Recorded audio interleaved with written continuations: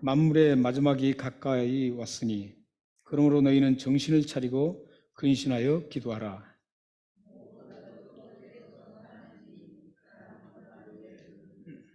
서로 대접하기를 원망 없이 하고.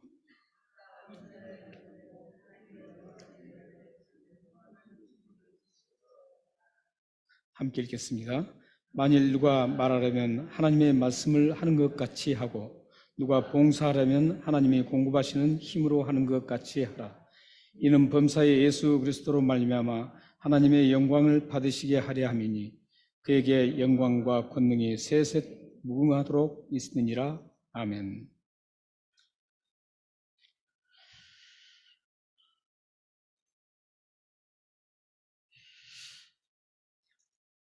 2023년도 제가 광고 시간에 말씀드렸지만 2023년도가 벌써 이제 막바지에 접어들었습니다.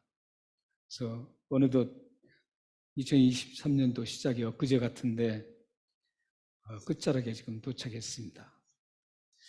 시간이 참 찰나의 순간처럼 지나간 것 같습니다. 그래서 시간이 참 짧구나 이런 생각을 하게 됩니다. 여러분들은 혹시 이 세상이 굉장히 짧다고 느끼신 분들이 많죠. 지금부터 연세가 들어가실수록 이 세상에 사는 삶이 짧다라고 느낀답니다. 근데 이상하지 않습니까? 굉장히 길게 사셨는데 짧다라는 거예요. 이제 뭐 청년들이라면 짧게 살았으니까 짧다고 하면 되는데 뭐 80세, 90세를 이렇게 연세를 사셨는데도 짧다라고 그럽니다. 근데 100세, 120세 뭐 그렇게 막 오래 사신 분들도 굉장히 짧았다고 다들 고백을 합니다. 인생이 굉장히 참 짧은 것 같습니다.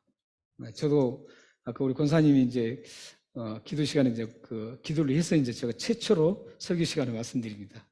그전에는 제가 이런 말을 한 적이 없습니다. 저도 이제 우리 교회에 청빙을 받아서 이곳에 와서 저는 이제 원래 한국 가서 교수를 하려고 했습니다. 목포에서 교수를 하려고 했는데 여기에 이제 남게 돼서 이곳에서 이제 사역을 행복하게 할 수 있도록 하나님께서 이끌어 주셨습니다.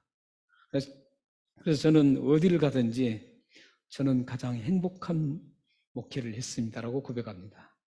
우리 성도님들뿐만 아니라 목사님들 만나도 또 다른 교회 다니신 분들 만나도 항상 저는 정말 그렇습니다.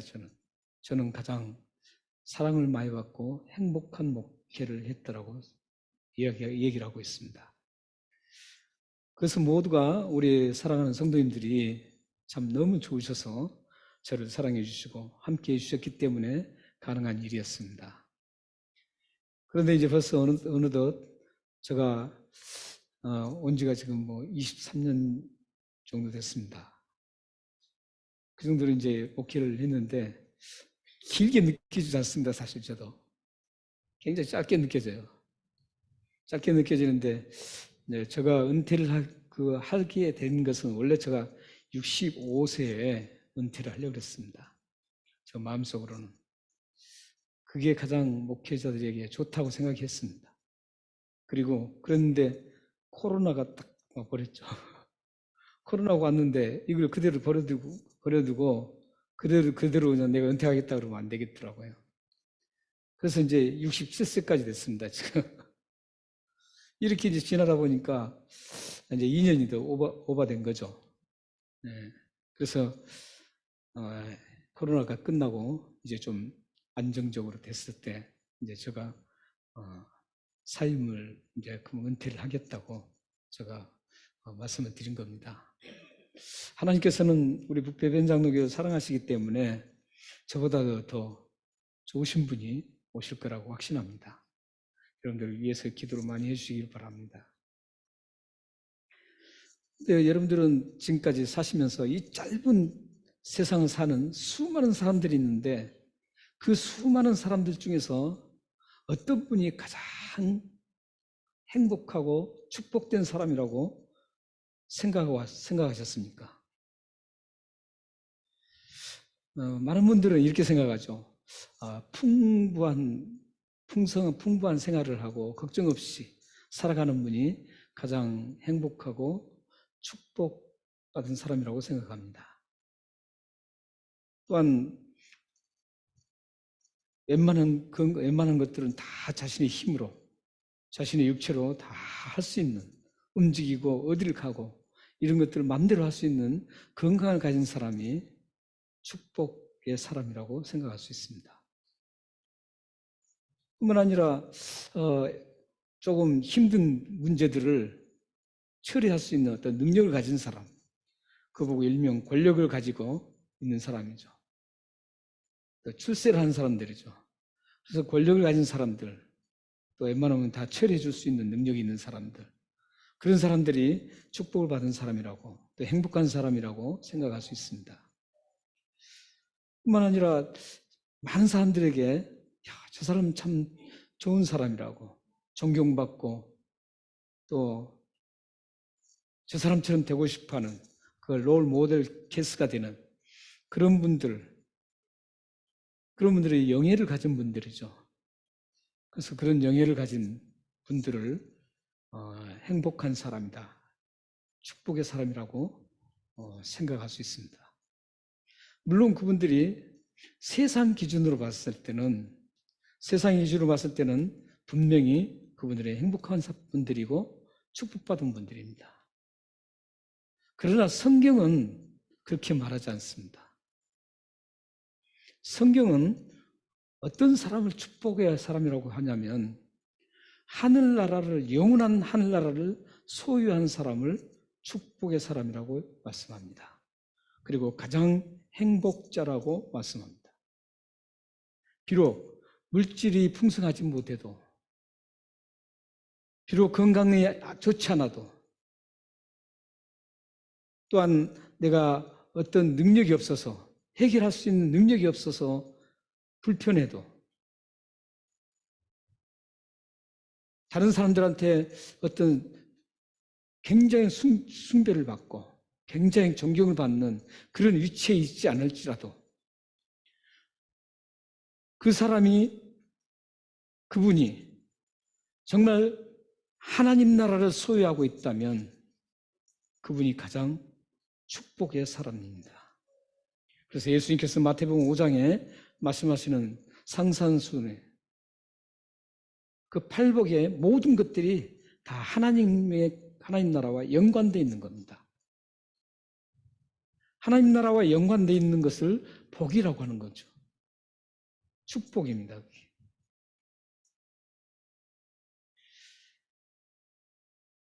그렇다면 왜 하나님 나라를 소유한 사람이 축복의 사람일까요? 왜 하나님 나라를 소유한 사람이 행복한 사람이라고 말할 수 있을까요?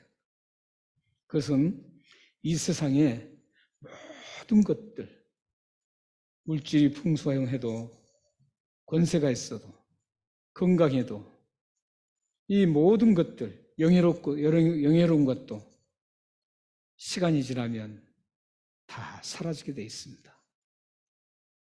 자기가 죽기 전까지도 가지고 있을지라도 죽은 이후에는 그 모든 것 하나도 자기가 가질 수가 없습니다. 완달러 하나도 소유하고 갈 수가 없습니다.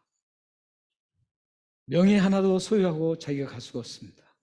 우리나라 속담에 호랑이가 죽어도 가죽을 남긴다는 같은 그런 속담은 있지만 죽은 후에 그 당사자에게는 아무 소용없습니다.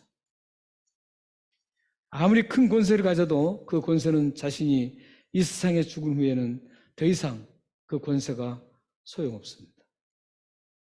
지금 여러분들이 가지고 있는 것, 여러분들이 누리고 있는 모든 것들은 영원할 수가 없습니다. 그러나 하나님 나라는 영원하기 때문에 그 영원한 하나님 나라를 소유한 사람이 진정한 축복의 사람이라고 할 수 있습니다. 이 세상에서는 비록 힘들게 살지라도, 고민하며 고통스럽게 살지라도 이 세상에서 하나님 나라를 소유하고 있다면 그분은 가장 축복의 사람입니다. 여러분들은 그 사실을 받아들이셔야 됩니다. 지금 현실은 여러분들이 힘들고 어려울지라도 여러분 안에 만약에 하나님 나라가 정말 소유되어 있다면, 하나님 나라를 소유한 분이라면 여러분들은 가장 축복의 사람입니다. 그 말씀을 빌립보서 3장 20절에서 21절이 확실하게 증거를 해주고 있습니다. 왜냐하면 그 하나님 나라를 소유한 사람이 왜 축복자인지를 빌립보서 3장 20절에서 21절은 증거를 하고 있습니다. 한번 읽어보겠습니다. 시작.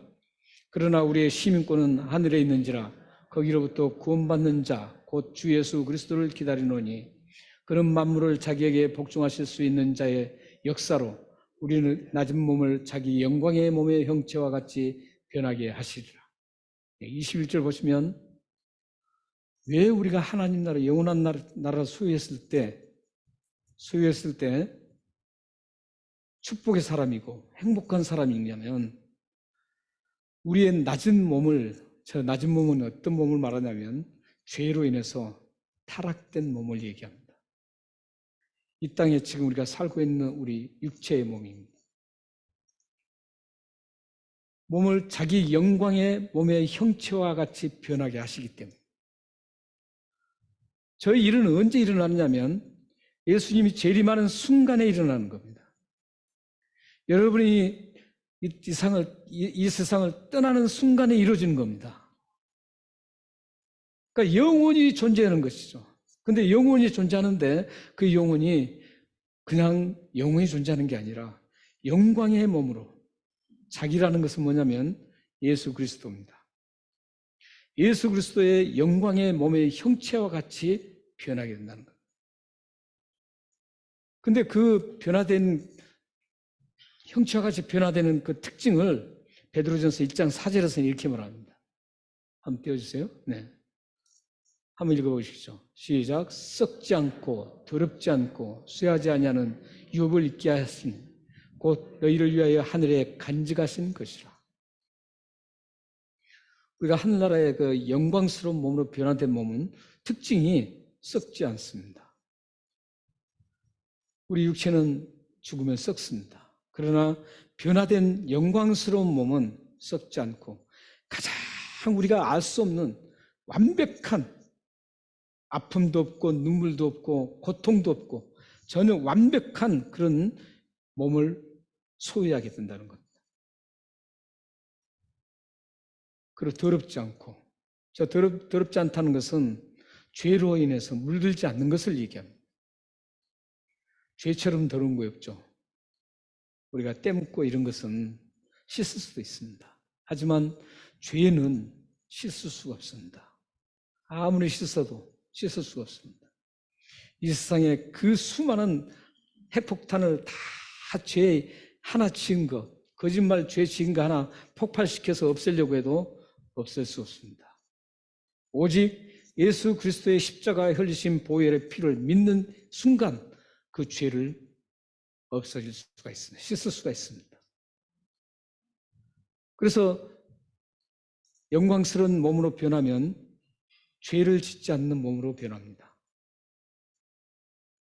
우리의 모든 아픔과 걱정과 모든 부조화들, 이런 것들은 죄 때문입니다. 죄로 인해서 우리가 이렇게 된 겁니다. 서로 싸우고 서로 질투하고 미워하는 것들, 또 나에게 수없는 고민과 걱정들, 이런 모든 것들은 다 죄로 인해서 온 겁니다. 그 죄에 가장 무섭게 우리를 치고 들어온 게 사망입니다.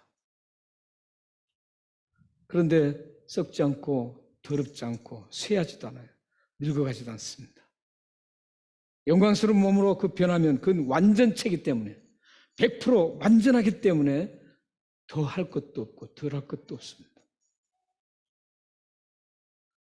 그게 바로 하늘나라를 소유한 사람들의 특징입니다.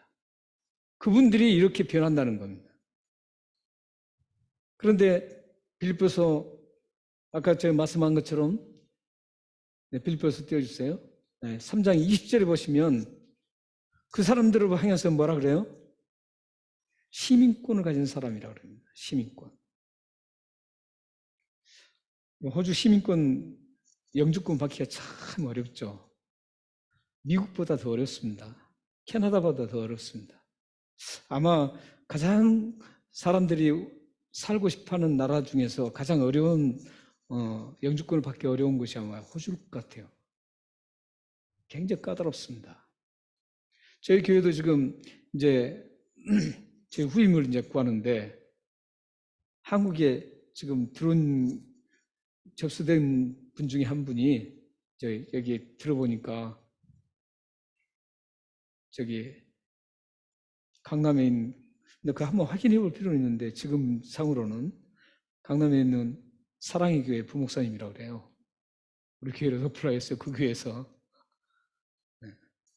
사실 저는 이제 우리 교회 지금 어플라이 하고 싶어 하는 분이 또 할렐루야 장로교라고 김상무 목사님이라고 강남에 굉장히 큰 교회입니다.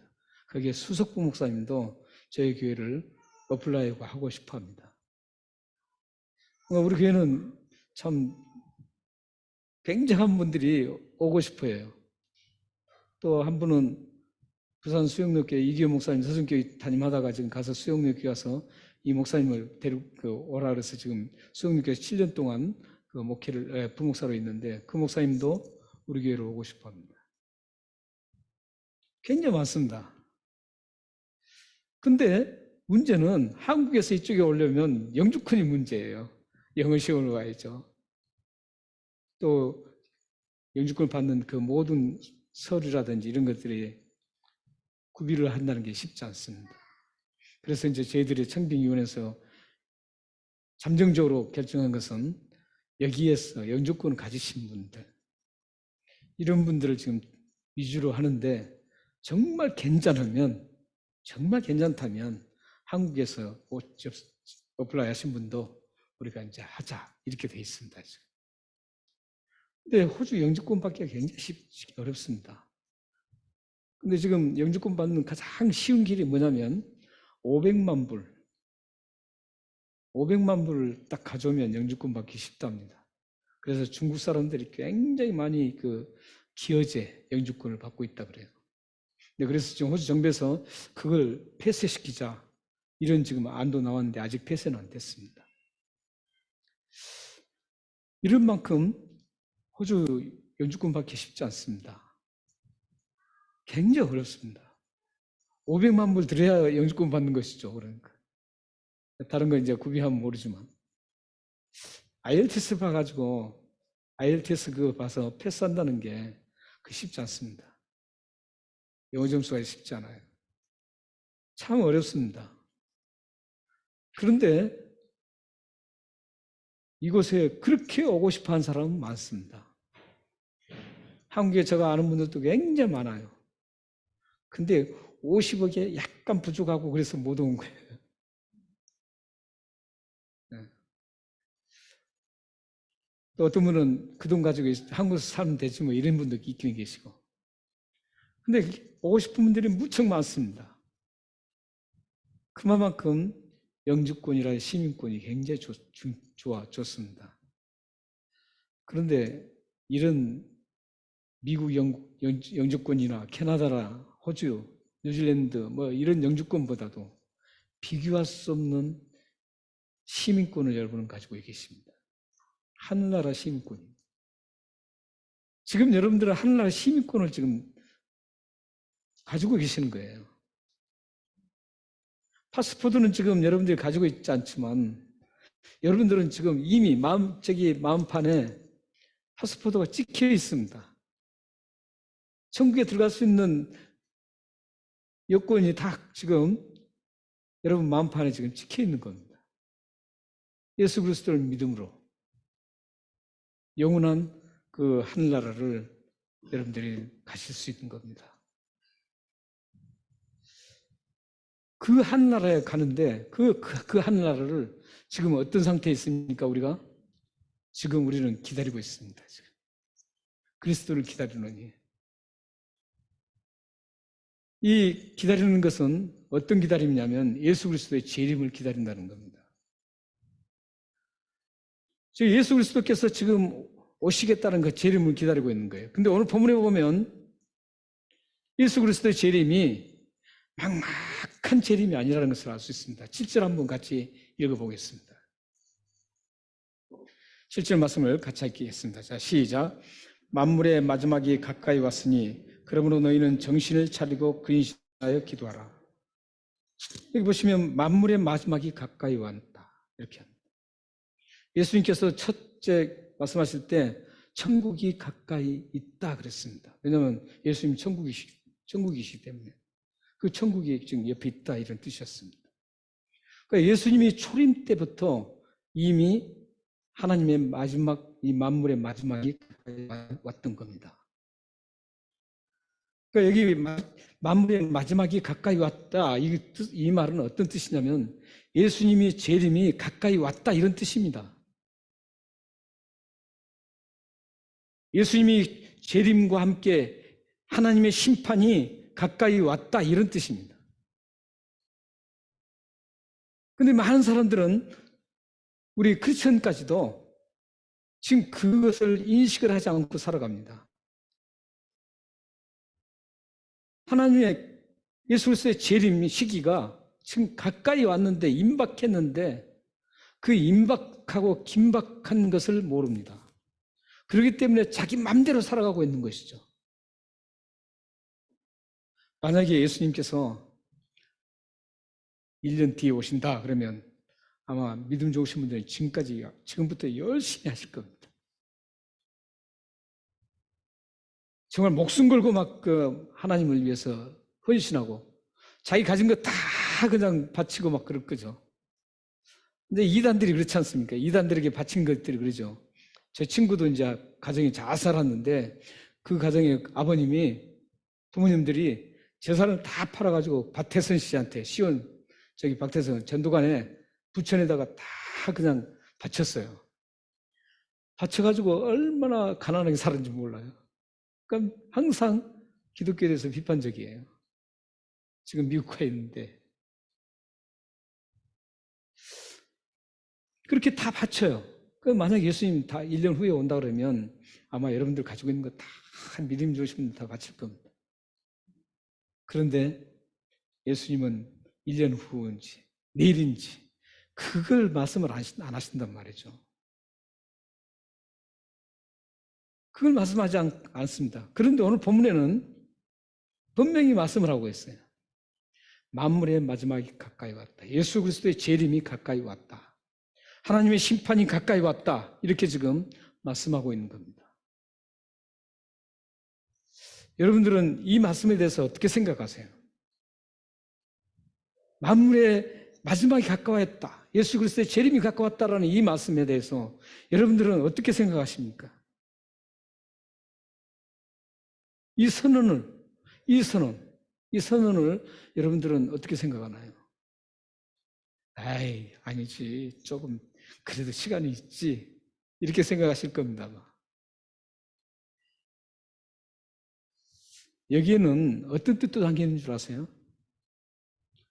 긴박하게 찾아온다는 그런 뜻이 담겨 있어요. 언제 어떻게 어느 시기에 찾아올지 모른다는 거예요. 마침 마태복음 25장의 열처녀 비유처럼 똑같습니다. 열처녀들 중에 5처녀는 그 긴박한 신랑이 오실 그 긴박한 것을 계속 기다리고 있었어요. 그러나 5처녀는 어떻게 됐습니까? 그래도 똑같이 기다렸어요. 기다렸는데 조금 예수님이 조금 딜레이 되는가 보다. 조금 늦어지는가 보다. 늦춰지는가 보다. 하고 그냥 기름 준비 않고 그냥 잤죠. 그런데 어떻게 됐습니까? 갑작스럽게 신랑이 왔습니다. 와서 5처녀는 받아들였습니다. 그러나 5처녀는 받아들이지 못하고 문이 닫혔습니다. 닫혔을 때 뒤에 와서 아무리 두드려도 그때는 이미 늦은 시각이었습니다. 지금 이런 입장의 마지막 때라는 것입니다. 그러니까 베드로 사도가 지금 이 말씀하는 마지막 때가 가까이 왔다는 것은 그냥 어떤 상상 속의 그래 언제쯤 오겠지. 아니면 이제 우리처럼 그래도 이제 언제쯤 오겠지 하는 생각만 가져도 굉장한 거죠. 그런데 예수 그리스도를 뭐 안 믿지 않는 사람들은 거짓말 이렇게 하죠. 근데 대부분의 많은 크리스천들이 이 임박하고 긴박한 예수 그리스도의 재림을 느슨하게 생각하고 있다는 거죠. 느슨하게. 이런 생각은 참으로 위험합니다. 이런 사고는 굉장히 위험한 사고입니다. 왜냐하면 상상 속에 또 언제 오실지 기약이 없는 그런 예수 그리스도의 오심이라는 것을 하면 당연하게 후에 일어나는 생각과 행동이 어떻게 변하냐면, 그래, 지금은 뭐 대충 살아가다가 이런 식으로 되는 것이죠. 지금은 그냥 내가 엔조이하고 싶은 건 다 엔조이할 수 있는 시기다고 생각하는 거예요. 내가 누릴 수 있는 거 다 누리고 하나님은 뒤쳐놔둬도 괜찮다고 생각하는 그런 시기이기 때문에 굉장히 위험한 사고라는 겁니다. 생각이라는 거예요. 그래서 베드로는 그런 생각들을 단절할 필요가 있다고 생각했죠. 그래서 베드로는 그렇게 생각한 분들, 예수 그리스도의 재림이 그냥 막막한 언제 어느 때 기약이 없이 언젠가 오겠지. 내 생에는 오지 않겠지. 이렇게 생각한 분들에게 지금 선을 하면서 그렇게 살아가서는 안 됩니다. 하면서 제시한 제안이 있습니다. 어떻게 살아가야 될지 그 제안을 5가지를 지금 제안하고 있습니다. 5가지 제안을 하는데 7절에서는 어떤 제안을 합니까? 7절에는 기도하라는 제안입니다. 8절에는 대접을 하라는 제안을 합니다. 9절에서는 8절에는 사랑하라는 대접. 8절에는 사랑하라는 대접이고, 그리고 9절에서는 대접하라는 그런 권면을 합니다. 그러니까 예수 그리스도의 재림을 기다리는 사람이 기도해야 되고, 사랑해야 되고, 대접해야 되고, 그 다음에 봉사를 해야 되는 거죠. 10절에 이제 봉사를 하라는 거죠. 그리고 11절에 보면 말을 잘하라 이렇게 얘기합니다. 이 5가지를 제안합니다. 그러니까 그리스도의 재림에 임박한 때에 살아가는 우리들이, 크리스천들이 어떻게 살아가야 되느냐? 기도를 해야 된다는 겁니다. 그리고 사랑해야 된다는 겁니다. 그리고 대접하면서 살아야 된다는 겁니다. 봉사하면서 살아야 된다는 겁니다. 그리고 말을 잘하면서 살아야 된다는 겁니다. 이 5가지입니다. 근데 5가지를 좀 더 우리는 이렇게만 생각하면 안 됩니다. 좀 더 5가지를 정밀하게 한번 들여다볼 필요가 있습니다. 접근을 해봐야 됩니다. 근데 그걸 보면 5가지 중에 3가지는 서로라는 말이 앞에 붙어 있습니다. 서로. 근데 이 서로라는 말은 그냥 서로라는 뜻이 아니라 원어에는 어떻게 하냐면 서로가 서로에게 이런 뜻입니다. 그러니까 서로가 서로에게 주고받고 이런 뜻이에요. 이 3가지에는 서로가 붙어 있어요. 근데 기도하라 그리고 말할 때나 이 2가지는 서로가 안 붙어 있습니다. 왜 그러면은 이 3가지에는 서로가 붙어 있고 2가지에는 안 붙어 있을까요? 서로가 붙어 있는 것은 서로 사랑하라. 서로 뜨겁게 사랑하라 그러죠. 그리고 대접하는 것도 서로 대접하라 그러고, 봉사하는 것도 서로 봉사하라 그럽니다. 왜 그러냐면 기도나 말씀의 삶은 개인의 영성과 관련되어 있는 겁니다. 제 개인이 해야 되는 거예요. 물론 남의 기도도 해줄 수 있고 도구 기도도 해줄 수 있고 기도를 도구 기도 받을 수도 있습니다. 그러나 기도는 가장 중요한 게 자신과 하나님과 관계예요. 남의 기도도 굉장히 큰 힘이 돼요. 그러나 정작 중요한 것은 자신이 준비 안 돼 있으면 남이 아무리 기도해도 안 되는 겁니다. 지금 그거예요.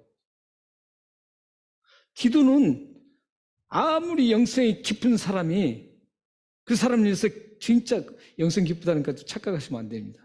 제가 영성 깊다는 것은 하나님이 그 기도를 들어주시는 분을 말을 해요. 그분이 기도를 아무리 많이 해줘도 그 사람이 그릇이 준비 안 돼 있으면 그 사람은 기도 응답을 못 받습니다. 하나님 주신 기도는 그렇습니다. 하나님 주신 기도 응답은 그렇습니다. 예를 들어서 마귀가 줄 수도 있습니다. 물질 같은 건 마귀가 많이 줍니다.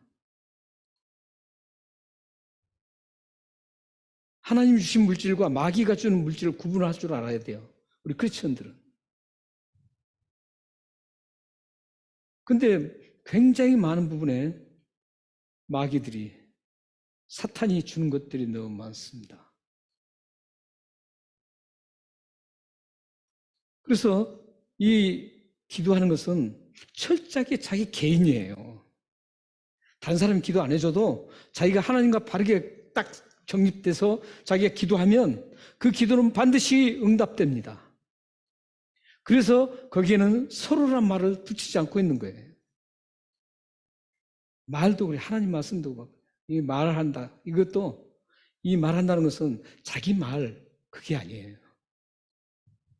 하나님 말씀을 말하는 걸 말합니다.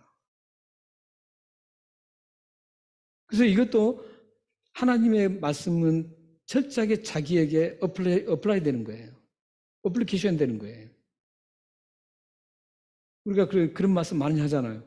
아, 오늘 목사님 저 설교는 저 사람이 들었어야 되는데 이런 얘기 하잖아요. 그런 게 아니에요. 말씀은 나와 하나님께서 주시는 것은 그 말씀은 나에게 주시는 거예요. 그래서 철저하게 나와 연관된 거죠. 그래서 서로라는 말을 안 쓴 겁니다. 근데 사랑하는 것은 서로 사랑해야 되는 겁니다. 사랑은 일반적으로 한 사람이 쏟아붓는 게 아니에요. 그래서 사랑만 받고 싶어 하는 사람은 그 사람은 잘못된 사람입니다. 왜냐하면 사랑은 서로 해야 되기 때문에. 저 사람이 나에게 사랑 주면 나도 사랑하고 사랑을 안 준 사람에게도 내가 또 사랑을 베풀고 이런 서로의 관계가 이 사랑 관계입니다. 그리고 대접도 그렇죠. 대접도 서로 대접해야 되는 겁니다. 대접만 받으려고 그러면 안 되는 겁니다. 그래서. 근데 목사님들이 대접 받으려는 게 굉장히 익숙해 있습니다. 사실.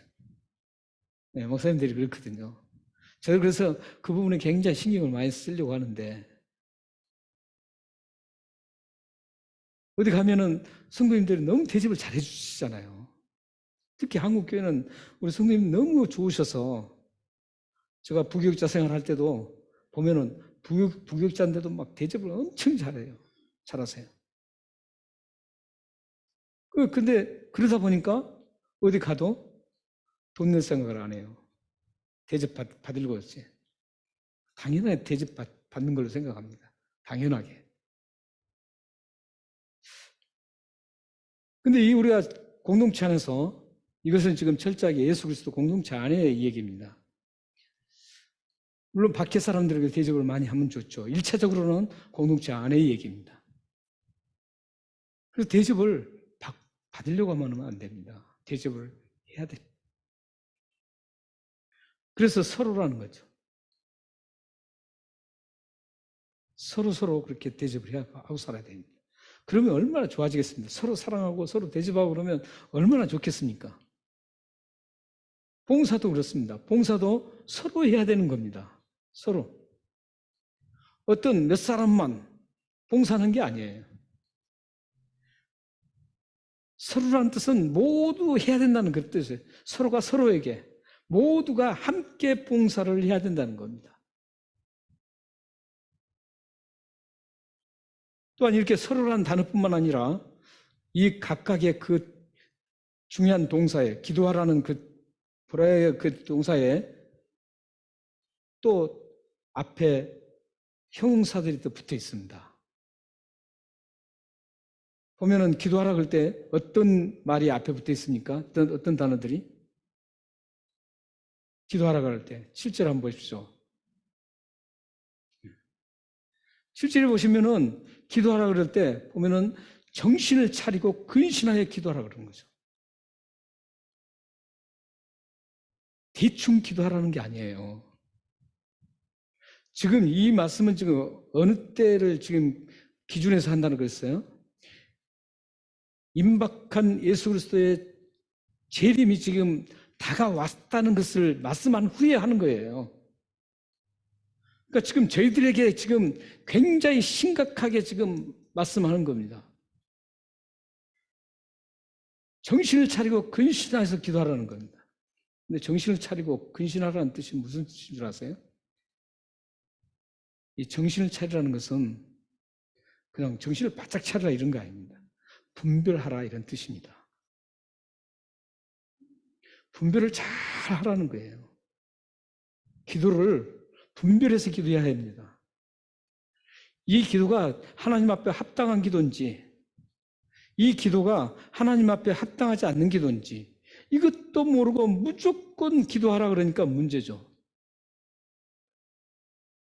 이방인들이 구하는 것들을 구하라고 막 하니까 하나님의 사람들이 기도할 것은 정작 하지를 못해요.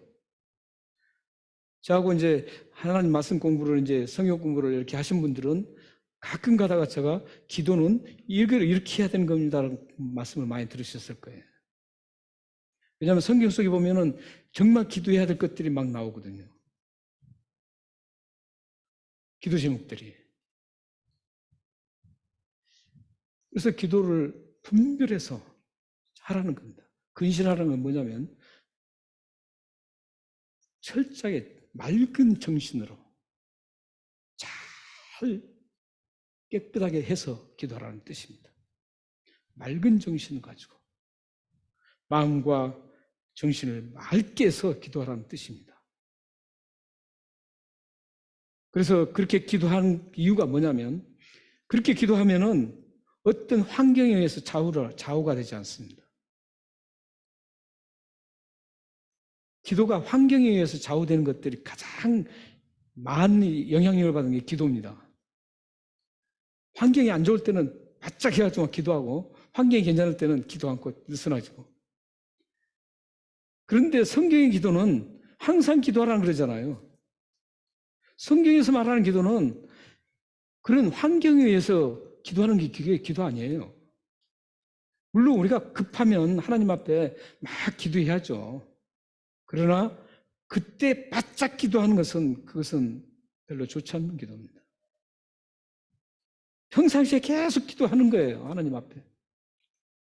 하나님 앞에 내가 바로 설 수 있도록 기도하고 하나님 기뻐하시는 일들을 내가 할 수 있도록 어떻게든지 그런 일들을 할 수 있도록 기도하고 이렇게 기도를 계속 해나가면 사실 갑작스런 기도와도 놀라지 않습니다. 놀라지 않아요. 그 기도 곧 자꾸 막 안 해요. 그냥 기도하는 거예요 또. 그러면 하나님이 해결을 잘 해주시죠. 그리고 대접할 때 보십시오. 대접할 때는 어떻게 하라 그러니까 원망 없이 하라 그러죠. 원망 없이. 기도한다면 사랑이죠. 뜨겁게 사랑하라는 거죠. 뜨겁게 사랑한다는 것은 뭐죠?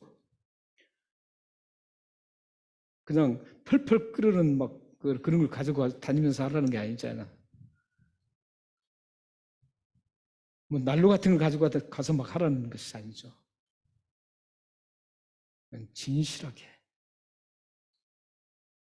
진실하게 하라는 겁니다. 형식적이지 않고 진실한 사랑을 하라는 겁니다. 조건 없는 사랑을 하라는 뜻입니다. 저 사람이 나에게 좀 해줬으니까 나 그래 사랑할 거야. 저 사람은 나에게 항상 블레임하고 막 비난도 하고 막 이러니까 저 사람은 내가 사랑할 수 있는 사람은 아니다. 이게 아니라는 겁니다. 서로 사랑해야 돼요. 서로라는 단어에는 어떤 규정이 없는 걸 얘기합니다. 어떤 사람은 설정한 것이 아니라는 겁니다. 그래서 누구든지 다 사랑을 해야 되는 겁니다. 이게 예수님 말씀하신 거죠. 그러니까 뜨겁게 사랑하라는 것은 어떤 사람을 사랑하고 어떤 사람은 사랑하지 않고 이 기준을 두는 사랑이 아니라는 겁니다. 누구든지 다 참으로 진솔하게 사랑하는 게 뜨겁게 사랑하는 뜻입니다. 그냥 대접할 때는 원망 없이 하라 그러죠. 이 원망 없이 하라는 것은 조금 그 당시에 역사적인 배경을 좀 아셔야 됩니다. 그래야 이해할 수 있습니다. 여기 대접하라는 것은 어떤 배경을 가지고 있냐면 당시에 굉장히 크리스천들이 핍박을 많이 당했습니다. 핍박을 많이 당해서 이분들이 나그네처럼 숨어서 다니고 그래요. 얼마나 힘들겠어요. 당시에는 숙박시설이 지금처럼 호텔이 막 파이브 스타 막 그런 것들이 없었죠. 예수님도 태어나실 때 말구에서 태어나잖아요. 굉장히 열악한 상태였죠. 근데 그나마 그것도 조금 돈 있고 이런 사람들이 갔던 곳입니다. 그런데 핍박받는 그리스도인들은 그런 곳도 갈 수가 없었죠. 숨어서 피해 다니고 이쪽으로 다니고 나그네처럼 여기저기 또 돌아다니는 겁니다. 그러다가 크리스천 가정을 만났어요. 그래서 하룻밤 묵고 갈 수 있을까요? 했을 때 같은 크리스천이니까 그러십시다. 같이 이제 그래서 지내는 겁니다. 이 사람이 이제 대접하는 사람입니다. 대접하는데 한두 번 그렇게 하는 것은 또 그냥 한두 달 너무 길겠죠. 한 일주일, 2주일 정도 머물면 괜찮죠. 그리고 한두 번이면 괜찮아요. 그런데 계속 그 일을 해야 한다는 거죠. 그리고 한 번 오면은 1년씩 같이 머물 수도 있는 거고 장기간 머물게 되는 겁니다. 그럴 때 누구나 원망이 일어날 수 있죠. 좀 가지. 원망이 마음속에서 싹트기 시작하죠. 하루 이틀 같으면은 원망 안 하죠. 그냥 즐겁게 해주죠. 근데 그게 장기간 몇 달이 가고 길어질수록 불편한 것도 있고 또 자기도 형편이 어려운데 그걸 또 다 같이 대접하려니 얼마나 힘들겠습니까? 그리고 또 한두 사람이 아니라 또 오고 하면은 소문이 날 게 아니에요. 거기에서 내가 며칠 묵었어. 여기 지금도 그래요. 지금도 보면 거기 어느 목사님 집에서 가서 그냥 무료로 먹었어. 스테이 했다고 하잖아요. 그러면 그게 어디냐고 막 해요. 나도 가서 그렇게 하겠다고. 그런 것처럼 그 당시에 그 집에서 대접을 하면 다른 사람도 또 소문이 퍼져서 또 오고 계속 오는 겁니다. 그러면은 지칠 수밖에 없죠. 원망할 수밖에 없는 겁니다. 지금 그 배경이에요. 그럴지라도 원망하지 말라는 겁니다.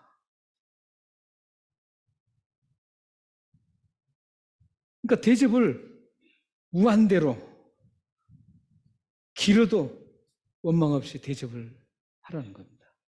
그런 분들에게는 하나님께서 복 주신다는 것을 알고 있어야 됩니다. 그렇지 않으면 인간적으로는 그걸 도저히 수용할 수가 없습니다. 같은 그리스도의 지체라는 생각과 예수 그리스도에게 십자가의 그 피를 함께 나누는 형제라는 것과 또 하나님께서 그 사실을 대접하는 사실을 다 알고 계신다는 그 믿음이 없으면 그 일들을 지속적으로 할 수가 없습니다. 그래서 지금 사도 베드로는 그런 상황이 있을 때에더라도 대접할 때 원망 없이 하라 이렇게 하고 있습니다. 그 봉사 같은 게 보십시오. 봉사는 특별히 두 가지를 지금 제시하고 있습니다. 봉사를 할 때는 선한 청지기처럼 하라 그러죠. 이 청지기는 섬김이라는 뜻입니다. 섬긴다는 뜻입니다. 그러니까 우리 교회에 이제 봉사를 많이 하지 않습니까? 저도 봉사를 하고 또 봉사하시는 분들 많이 계시는데 이런 봉사는 자기가 뭔가 드러나려고 하는 게 아니죠. 섬기는 일입니다. 섬기는 일. 이렇게 섬길 때 그 교회가, 공동체가 든든하게 서가고 그 섬김을 통해서 우리 지체가 힘을 얻고 일어서는 겁니다. 근데 이 봉사에는 또 한 가지가 덧붙여 있죠. 뭐냐면은 하나님의 공급하시는 힘으로 한 것 같이 하라는 겁니다. 왜 그럴까요? 자기가 봉사를 해놓고 자기가 다 드러나는 그 일이 아니라 자기가 그 모든 것들을 예를 들어서 물질을 쏟아서 봉사하고 자기 마음과 이 육체를 통해서 봉사하고 시간을 투자해서 봉사하고 이런 모든 것들을 했을 때 그것은 자신이 했다고 하면 안 된다는 거죠. 하나님께서 공급하시는 힘으로 했다라고 그렇게 생각하라는 겁니다. 한마디로 말씀드리면 자신이 드러내지 말라는 겁니다. 하나님을 드러내라는 겁니다. 지금 또 말을 할 때, 말을 하는 것은 아까 말씀드렸듯이 이 목회자들에게 많이 해당된 겁니다. 목회자들이 이 하나님 말씀을 할 때, 지금 제가 말씀을 전하고 있죠. 이 전할 때 하나님 말씀이 아니라 어떤 철학적인 얘기라든지 어떤 경제적인 뭐 뉴스라든지 정치적인 뭐 뉴스라든지 뭐 소설 얘기라든지 나무 책 얘기라든지 이런 얘기 하지 말라는 얘기예요. 하나님 말씀만을 전해라는 거죠. 하나님 말씀만을. 그래야지 영혼이 살아나는 겁니다. 인간이 써놓은 그 책을 읽고 영혼이 살아날 수 있겠어요? 아무리 감동적인 그 책이라 그래도 그 사람 영혼을 살릴 수 있는 것은 하나님 말씀밖에 없어요. 그 사람이 아무리 좋은 책을 쓰고 감동적인 스토리를 썼다 그래도 그 책으로는 그 영혼이 살아날 수 있는 게 아니에요. 하나님 말씀만이 살아날 수 있는 겁니다. 그래서 하나님 말을 할 때는 하나님 말씀 하는 것처럼 말씀으로 하라는 그런 뜻입니다. 자, 이렇게 5가지를 지금 말씀드렸어요. 이렇게 5가지 말씀드린 것은 뭐죠? 왜 베드로가 이 말을 했죠? 지금 예수 그리스도가 지금 이 마지막 때가 가까이 지금 와 있으니까 그렇게 살아야 된다는 겁니다. 지금 우리도 베드로 때보다도 지금 벌써 2000년이 지난 시대입니다. 그러면 예수 그리스도의 임박한 상황은 더 가까이 왔어요. 더 가깝습니다. 이제 말세 지말이라 그랬죠. 말세 지말. 말세 지말이 뭐냐면 말세 중에서도 가장 끝에 있는 그 때라는 겁니다. 지금 그때입니다.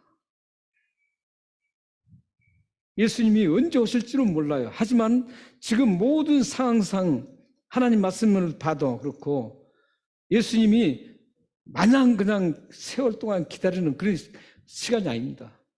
긴박한 시대입니다. 지금 베드로 사도가 말한 것처럼 2000년 전에도 지금 말을 했습니다. 그러니까 이렇게 생각하면 있어. 2000년 전에도 이렇게 말했는데 뭐 그럼 또 2000년 후에 또 그렇게 하겠지? 아닙니다.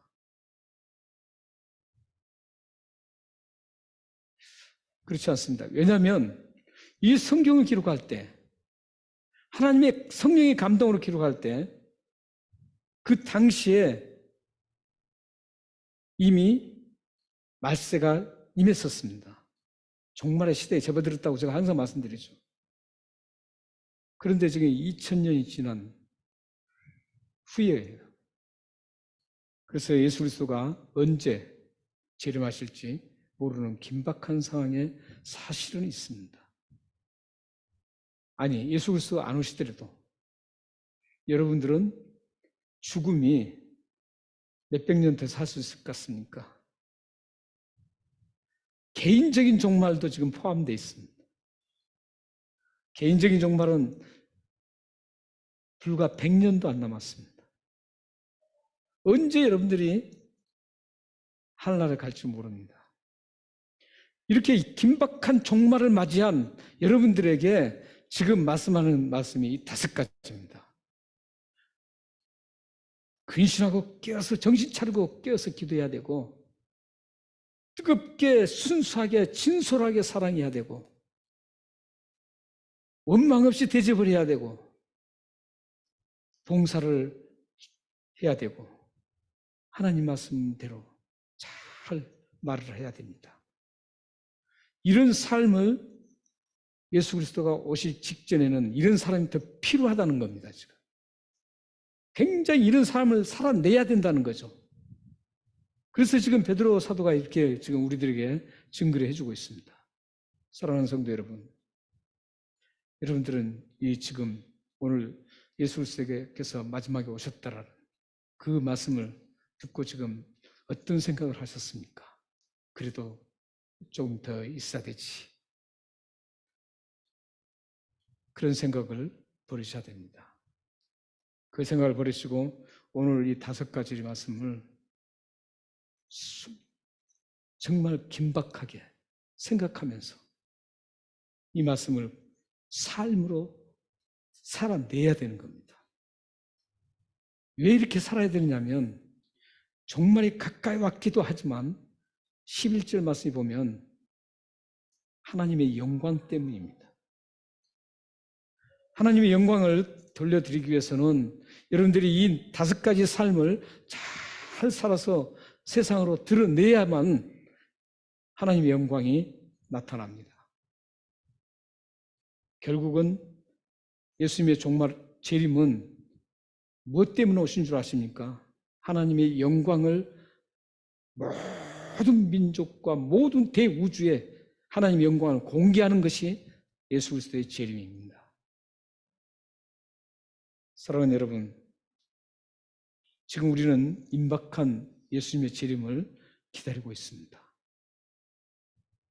기다리다 보면 지칠 수 있고 또한 힘이 빠질 수도 있습니다.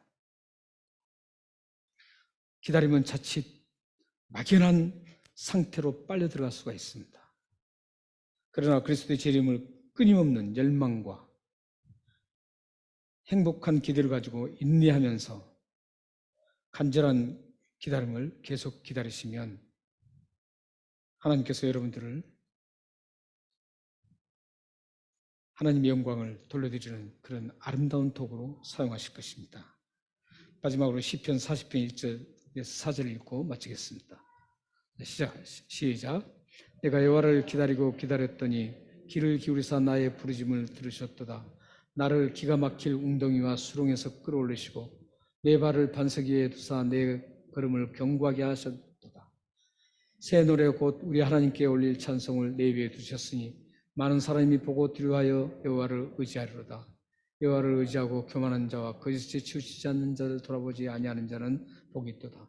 3절 저기 보시면 새 노래 곧 우리 하나님께 올릴 찬송을 내 입에 두셨으니 그 앞에는 내가 여호와를 기다리고 기다렸더니 나의 간구를 들으시고 웅덩이에서 나를 건져주시고 이런 말씀이 있습니다.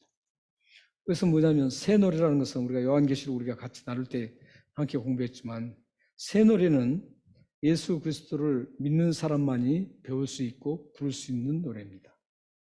그 노래를 통해서 하나님께서 영광을 받으시는 겁니다.